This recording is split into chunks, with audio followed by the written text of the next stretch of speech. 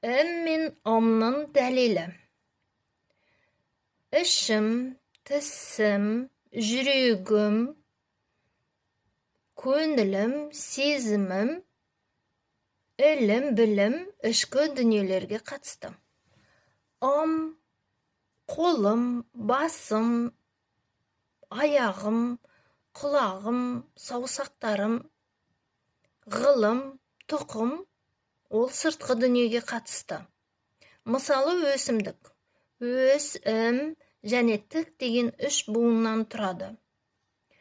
Өсімдік дәнінің нәрі өз бойында, ол ұйқыда.